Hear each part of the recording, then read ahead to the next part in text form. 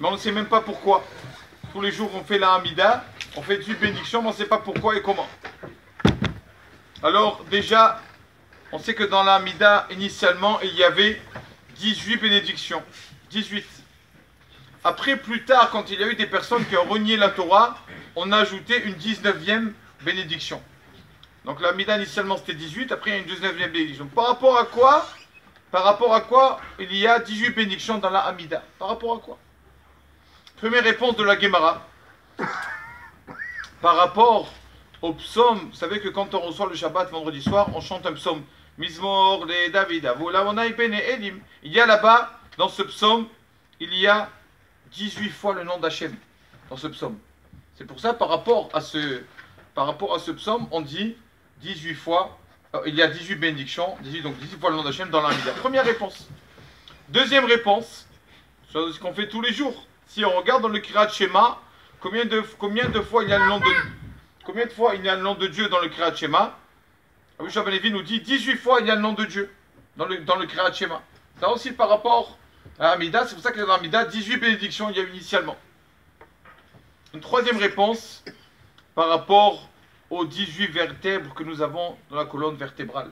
Chaque bracha dans l'Amida pour chaque vertèbre. C'est pour ça que si on peut, quand on se prosterne, vous savez qu'on va, bon là c'est long, on va pas parler de ça maintenant, mais quand on se promène dans l'Amida, il y a dans l'Amida 4 endroits où on se prosterne. Il faut se prosterner jusqu'à que vraiment la colonne aussi, la colonne vertébrale aussi, elle se baisse. Si quelqu'un il peut bien sûr, s'il n'a pas mal au dos, tout ça.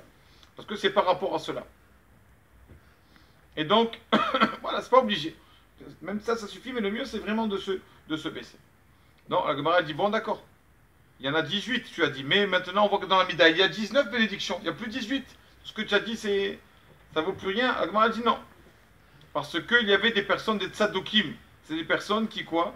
C'est des personnes qui ne croyaient que en la Torah écrite et pas la Torah orale. Contre ces personnes-là, d'accord, on a institué une 19e bénédiction. C'est laquelle? Dans la Mida, c'est la malchenim velamenim al dedikva. Comment elle finit? Baruch béni soit Hachem, shover oivim ou machnia zedim. Que les personnes de nos ennemis, mais aussi les personnes qui sont de nous, et malheureusement, c'est nos ennemis, malheureusement. Parce qu'ils veulent renier la Torah. Alors, on m'a dit avant, alors c'est comme ça, où ils sont les 19. Alors, on m'a dit, oui, d'accord, il y a 19 bénédictions, mais la 19e, elle est dans le Mizmor les David qu'on a dit, il y a 10 fois le nom d'Hachem, mais aussi, il y a marqué aussi El Hakavod, le Dieu de l'honneur. Donc c'est par rapport à ce 19e titre aussi qu'on a ajouté une 19e. Et par rapport à la colonne vertébrale 18, il y a 18 vertèbres. Il y a une petite, en bas à droite, une 19e petite vertèbre dans le dos. Ça fait exactement 19 bénédictions par rapport aux 19 vertèbres.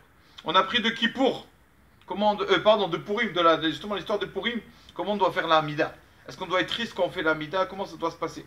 On a vu que le roi Hachvérosh qui dit à Haman, écoute, il y a une personne qui m'a fait du bien, je veux que tu le promènes, et avec 5 habits, et tu tournes avec toute la ville, je mets sur le cheval, et toi tu seras on va dire je sais pas comment dire, son guideur. Son guideur, Chazak. Je sais pas si c'est ça. Et donc, Haman qui a de la peine, il croyait que c'était pour lui. Son guidon. D'accord. Haman qui a de la peine et il croyait que c'était pour lui.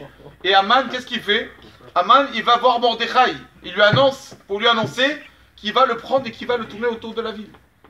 Le Midrash qui raconte que quand il arrive voir Mordechai, qu'est-ce qu'il faisait Mordechai? Il était en train de faire la Hamida, en train de faire sa prière. Alors Haman, il a attendu qu'il finisse au Shalom. Après, il lui a dit, je dois te prendre et te faire tourner. Et ça, le Rav qui demande, il dit, mais pourquoi Haman, il connaît les lois de la prière? Même nous, malheureusement, quelqu'un, quand il fait la prière, on l'interrompt, on parle avec lui. Est-ce que Haman, celui-là qui nous aime pas, il connaît les lois qu'il faut attendre que le type, quand il fait sa Hamida, tu ne le déranges pas? Comment se fait qu'Haman, il a attendu? Alors, pour nous, ça, c'est parce que il voyait que Mordechai priait d'ici, je suis au milieu de la Hamida, je vais interrompre Mordechai, je vais dire que je dois le faire tourner, je dois avec un cheval, ça, il va être joyeux. Il va prier sa Hamida avec joie. Je veux pas qu'il prie avec joie, parce que je sais qu'une prière avec joie, elle peut ouvrir tous les cieux. Alors je préfère le laisser dans un peu pas trop de joie, donc il finit sa prière, après je lui annoncerai la bonne nouvelle. Et là, ça, je dis, regarde, quand quelqu'un il prie l'Hamida avec joie, il doit être joyeux, qu'il mérite de parler devant Kadosh Baruch Hu, c'est 19 bénédictions de l'Hamida. Baruch Adonai Leolam.